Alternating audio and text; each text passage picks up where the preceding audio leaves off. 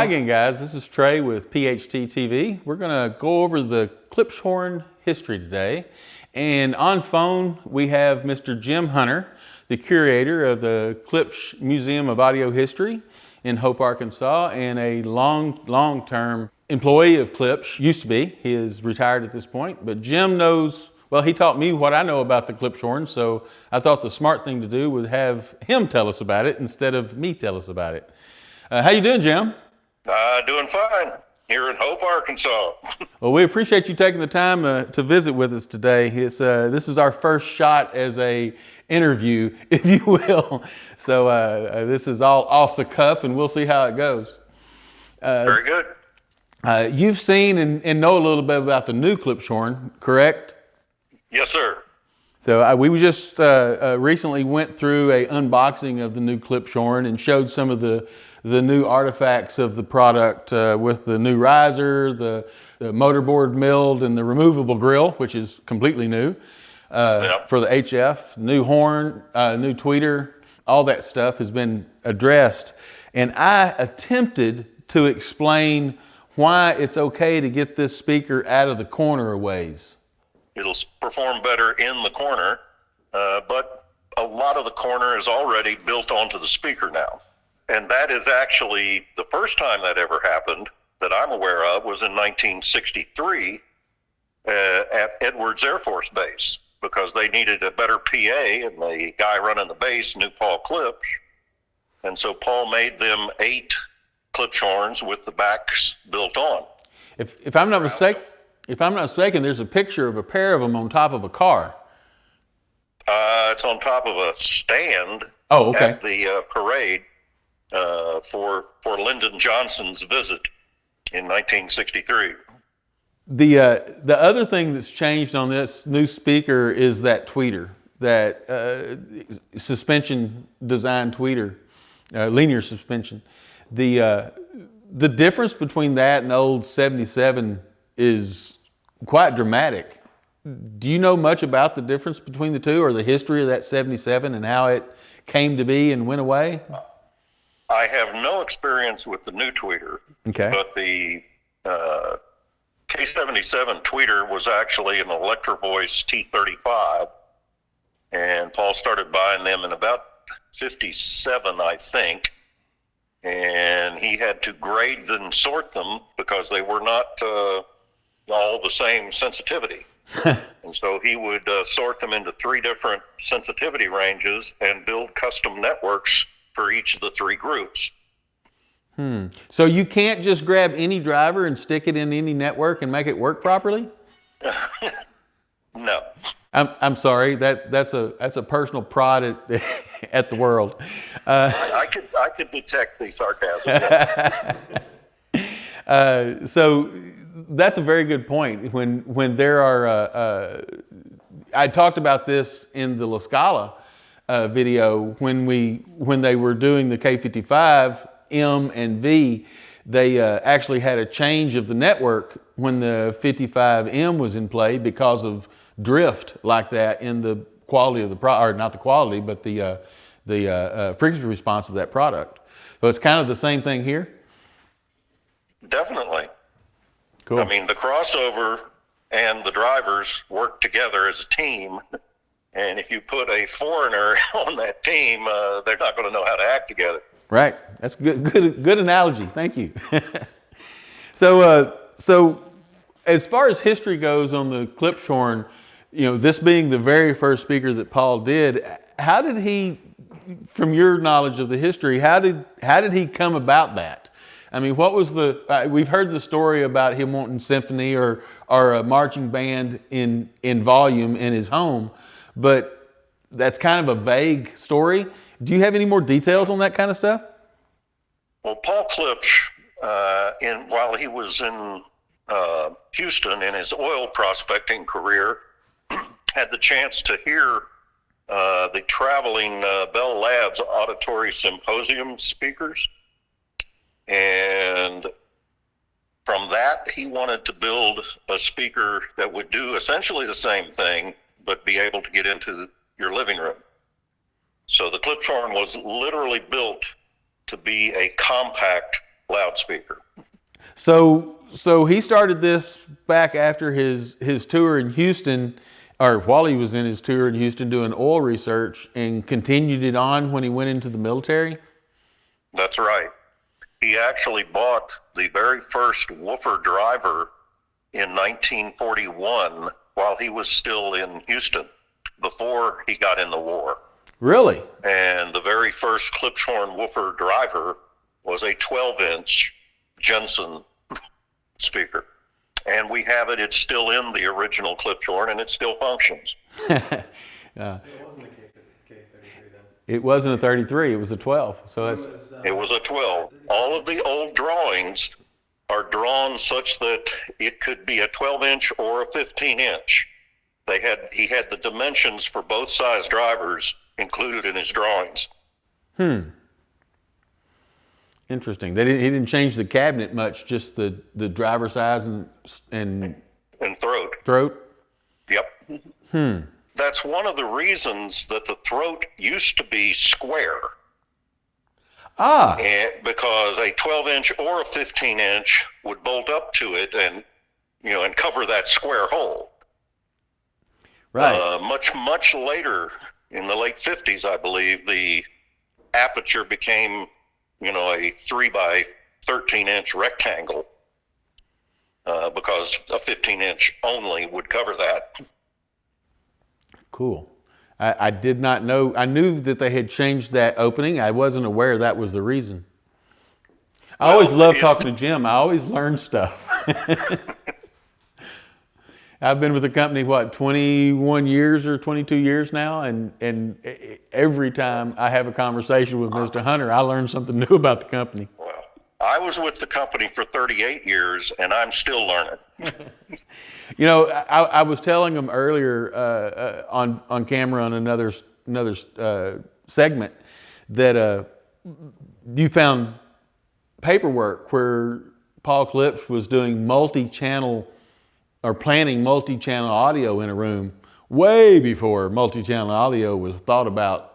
In 1971, he published A Dope from Hope that you probably have not seen, and it was in answer to the 4-channel craze. And he said you still need a center channel, and you really should have left, center, right, and 2 surround sounds. And so he drew it all out, 5-channel stereo, in 1971, and I believe that was about a decade before Dolby actually did it. Working with you over the years, I found that type of thing to have happened with Paul Klipsch a lot through his life, where he went out and did something before it was available or before anybody else was able to do it. Oh yes, he had drawings from the early 40s of speakers that would be a dead ringer for the MCM. That was when I showed the drawings to Gary Gillum, who actually designed the MWM. He was amazed that Paul never mentioned that he had done basically the same thing, 40 years earlier, 30 years earlier. It would not surprise me if it was Paul's way of seeing if Gary got the same place. Probably. That would not surprise me either. One of the speakers that I thought was really cool that I've seen come into the museum when you were still working at Klipsch was the Arthur Fiedler piece. Yes. The Battleship Gray Cahorn. Yes. Why don't you give us a story about that? How did all that come about back in the day? And how did Klipsch and the museum get it back? Well, in 1953, Paul was at a dealer in Berkeley, California, and so was Arthur Fiedler, and Paul basically gave Paul the high fidelity lecture, and it was at that meeting that Paul traded Fiedler a Klipschhorn in order to use Fiedler's name in advertising. So it was the ultimate artistic endorsement that you could get at that time. The Klipschorn was special made. In our archives, we have his interior decorator's color chip, which is that gray color. So yes, it was gray on purpose. And after Fiedler died, a mutual friend of his and the company let us know that the Klipschorn was available. And so we bought it immediately. And it is still operational. Still operational. Did you change the capacitors on it? No, I didn't. And it's still operational. That's amazing. Yes, it is. That is the one in the front room in the museum. It is. You could probably look at the museum tour video that you did with Jim and see that actual speaker in that video. You sure can. One other item, it was used at a dance. You might be thinking of the World War II victory dance that the Southwest Proving Grounds held at the airport in Hope. You know, it was a military airport, and for sound, Paul brought his prototype Klipschorn, and that's what they danced to. So the Klipschorn, before it was a Klipschorn, was making people happy. Yes. Celebrating victory. Celebrating victory. That's cool. And that was the victory of World War II. Yes. That's pretty cool. In 1947, the inventor of FM radio, Edwin Armstrong, was beginning to demonstrate the product in front of national engineering societies. While FM had been invented in the 30s, World War II basically put it on hold. And in 1947, Armstrong is going on the road doing demonstrations. And we know of at least 2 of those demonstrations where Klipschhorns were used. In 1947, when he demonstrated to the National Broadcasters Association, he used a home-built Klipschorn that was built by a friend of Paul's by the name of Nat Norman, who was a Bell Labs engineer. And it was built before the Klipsch high-frequency horn had been designed. So since he worked at Bell Labs, they put a 2-way high-frequency section on top of the Klipschhorn woofer cabinet that Mr. Norman had built to Paul's plans. So it was technically a 3-way? It was a 3-way. Huh. Did Mr. Norman or Paul do the network on it? No, Mr. Norman probably did. And Mr. Norman is a well-patented Bell Labs engineer. He was a heavyweight. I was going to say I recognize the name. That's why I asked. No, that high-frequency section today would be worth about $40,000. When I first started at Klipsch back in the dark ages, there was a primary final tester named Norman Bradford. And in his test booth, all of the product would come in from the final assembly and be positioned in a specific corner for him to listen to. And above this corner was the reference Klipschhorn turned upside down and against the ceiling. And that allowed the floor space so that you could have the speaker under test, on the floor with the reference immediately above it in the corner. The Klipschhorn can go in a ceiling and 2 walls type of corner. Basically, it needs to be trihedral, meaning 3 intersecting planes, which gives you 1/8 space loading, 1/8 of a theoretical sphere. I tell people all the time that gravity has no effect on sound. No. So if you have a good reason, you can turn your Klipschhorn upside down and mount it against the ceiling. However, you better have a well-constructed ceiling. and mount capability. Yes. And maybe insurance. You beat me to it. Good insurance. Yeah, I've seen some pretty strange flying apparati tied to Klipsch speakers over the years. Stand clear.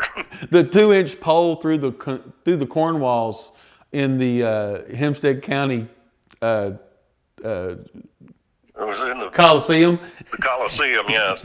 is probably one of my most interesting. Well, it primarily made it difficult to steal. Yeah, this is true. A corn wall mounted like a roll of toilet paper. He made other prototypes before the X3 prototype, and they were unsuccessful. He built one of them while still in Houston, and probably used that same driver. How long was he working? But the speaker was no good. Even though he got a patent on it, it did not work very well. So he scrapped it and kept the woofer and moved to Hope for the military duty. So that woofer driver was used in the X3 prototype. And he morphed that cabinet a couple of times and got patents on it twice, didn't he? There were two totally different designs. The first design he got a patent on, but it was not very good. The second completely different design that we're aware of is the prototype for the Klipschorn, and he got a patent on it. However, this speaker did morph. It continued to get better, so that the first 12 speakers, woofer cabinets, were built for him by Baldwin Piano Company.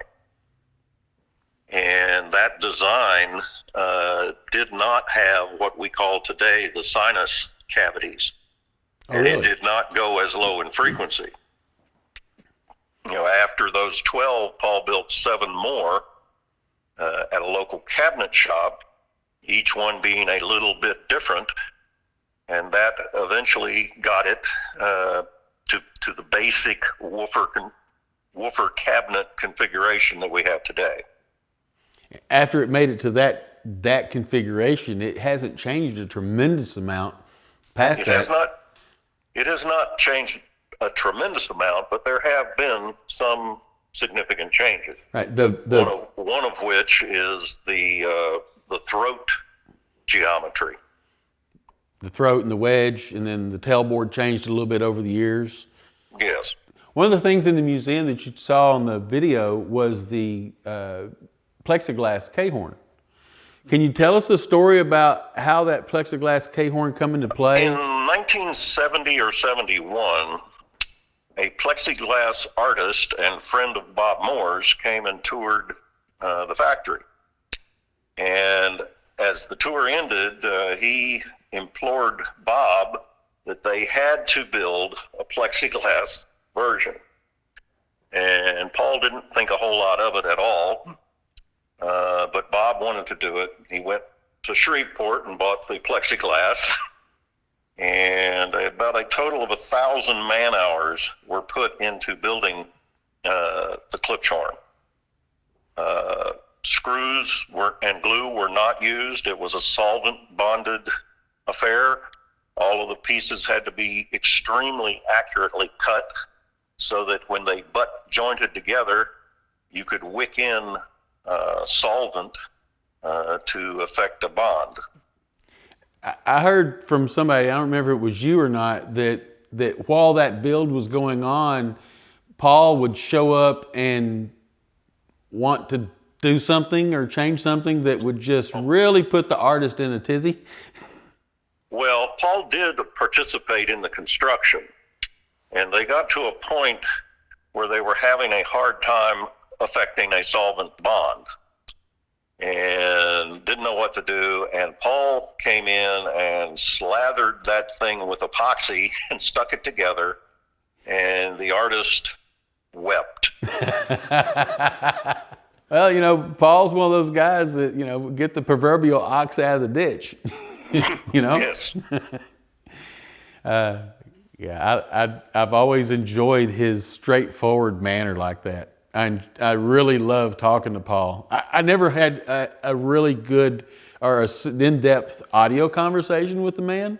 It was always about life, his history, some of the things he's done in his life. You know, Oh, yeah. He telling me stories about how he proposed to his second wife. I mean, all kinds of different things. It wasn't ever about audio. It was about life. And, No, he had a life outside of audio for sure. Again, audio was really his fifth career. Yeah. And yeah, he turned a want and a hobby into a long-lasting company and career. Legendary. Legendary. That's the word. Legendary. So this is the 75th anniversary of Klipsch, and as a curator of the Klipsch Audio Museum, do you guys have plans for some fun stuff through this year? Well, we are working with the speaker company, and one of the things that we will be doing is a pictorial history of the company. Oh, really? You know, when I started to work for Klipsch, you were actually the guy that hired me. and I don't know if you remember this or not, but I was working at Radio Shack locally in Hope. Yes. I didn't know this at the time, but Radio Shack was able to sell Klipsch speakers or Klipschhorns in the past? It was way in the past. Actually, the first licensee was in England, and that was Vitavox in the late 40s. But in the early to mid 50s, he had been working with several other companies on license deals, and one of those included Radio Shack. And so in some of the old Radio Shack catalogs, you will find Klipschhorns.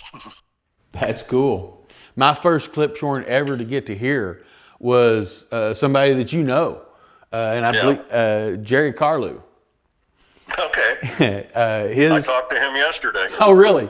His wife was a teacher at Hope High School, and a bunch of the guys that I run around with were in her class, and they ended up going over to their house for something to do with school, and I happened to be around, along. Mm-hmm. And we went over there and started talking music, and Jerry turned on the Cahorns with his turntable and a Ruby cartridge, Klipsch cartridge. And that was my first experience with a Klipschorn, was at Jerry Carlu's place. First time I'd ever met the man, and only time I'd ever been in his house. Yeah. But I was very grateful for the opportunity to get that, because as you pointed out to me over the years, there's been a lot of people hear the Klipschorn and it be almost a religious experience. Yes. My first time hearing the Klipschorn was on my interview in 1978, and it was Dark Side of the Moon playing. Imagine that. It was somewhat religious. Did Paul hire you himself, or was there other people involved with that? There were several people involved in the interview, and Gary Gillum was the lead engineer at that time, and he is the one that hired me. But I interviewed with Paul and Bob Moores and several others. That's the time of Klipsch about the time that I actually learned that Klipsch existed, was in the early 70s, There was a Klipsch presentation, a Klipschhorn presentation at a World's Fair. Well, in 1958, Don Davis, a heavyweight in the world of professional sound, most recently, he and his wife went to Europe and went to the Brussels World's Fair, and representing the U.S. audio contingent was essentially console-type speakers and turntable sets, very low-end stuff. So he comes back to the United States and talks with the fair people and convinces them that the United States needs to be represented with actual high fidelity. And so he and his wife and a couple other people took Klipschhorns, and they used Ampex tape recorders, Fairchild cartridges, Marantz amplifiers, a lot of really high-end stuff, to actually represent the United States at the 1958 World's Fair. It was there that they demonstrated in front of crowds of 1,000 or more, 3-channel stereo from a stage with the Heresy as a center channel. I've seen, I believe, a pictorial of that where, like a hand drawing where it had those 3 set up in like a brochure or some kind of flyer from the company in the past, I believe. Yeah. Well, the Klipschorns were in false corners on the stage, and the Heresy was positioned in the middle, and they had multiple demonstrations of this configuration in a quite large auditorium that was generally packed every time. So a little more interest in actual high fidelity than there was in console stereos? Yeah, they actually enjoyed it. Now, a year later, in 1959, Don Davis, at that point, had started working for Paul Klipsch as vice president, and he would say president of vice. And they took the similar system to Moscow for the American National exhibit there. This was a cultural exchange between the Cold War enemies. Prior to the exhibit in Moscow, there was an exhibit by the Russians in New York City. So this system went behind the Iron Curtain, and there will be pictures of it in the book. Oh, cool. I've never seen those. In this situation, Klipsch did not represent all of the U.S. hi-fi. There were other speakers, such as University and Audax, that were also there. But this demonstration was still set up as a 3-channel with the Heresy in the middle. Mr. Davis said that the Russians really didn't pay attention or like the demonstration unless it was at about 120 dB. Okay. But they were mightily impressed, and whenever they would leave the exhibit, some Russian spectator would climb into the booth and turn it up full blast. There's always a knob turner in the group, isn't there? Mm-hmm. Now, the leading program material was jazz. And Okay. so it was almost exclusively the program material that they used. And Mr. Davis also said that the Russians, not all of the Russians, were impressed with the jazz. And said that a true communist considered it decadent. Okay.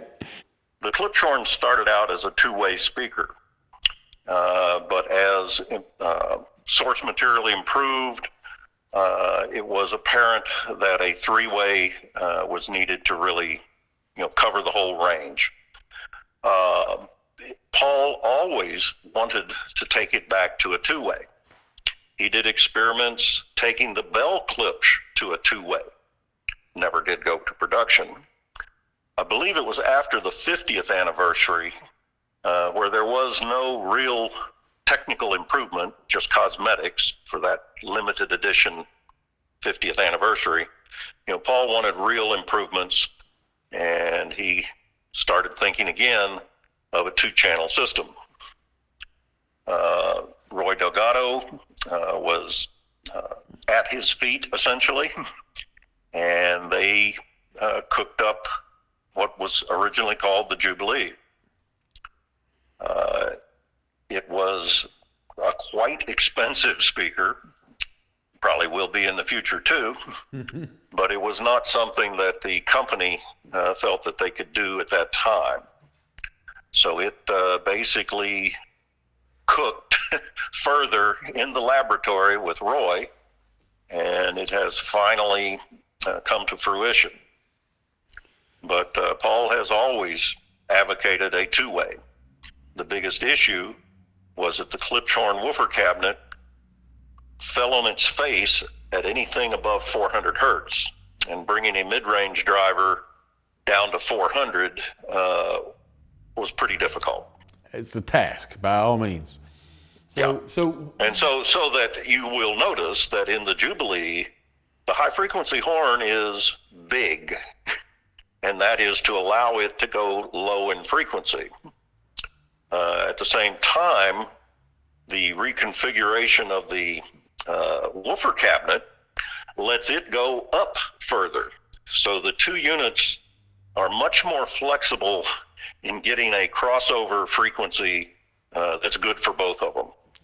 Why did, and this is maybe a philosophical question as much as anything, but why did Paul want the Klipschorn to go back to a two-way instead of a three-way? Isn't the three-way being divided up into the different bandwidths a better way to do it? Well, originally it was the only way to do it. Right. And he just, I don't think he liked it. He did it because he had to do it. But if he could have gotten out of doing that and stayed with the two-way, he would have. And it's simply because there's less error involved. Anytime you have a crossover frequency between two different components, there is a lot going on there. And in particular, coverage patterns. So right. If you can cross over at a frequency that the coverage pattern of both horns is the same, that would be optimum. You would lose as much distortion at the crossover point or much confusion at the crossover point as possible if you had that capability. You would. Well, Jim, again, we appreciate you taking the time today. I know you've got other things to do. We'll let you get off the phone.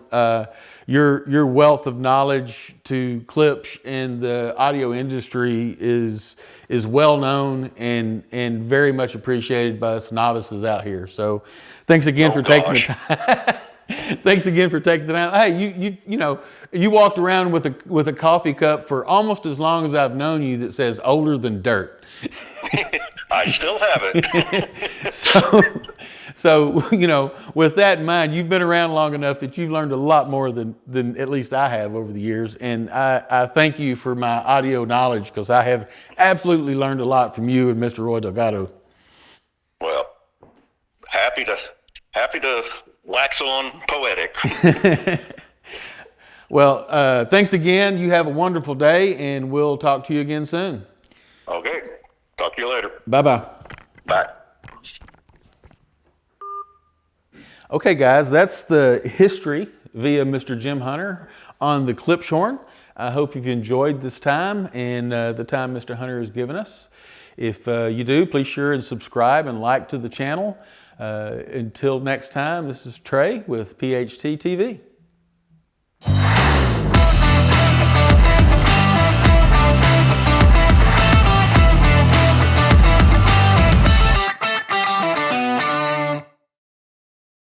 I wanted to thank you for taking the time and taking the call with us, sharing some of your infinite knowledge on Klipsch and Klipschorn. Not quite infinite, but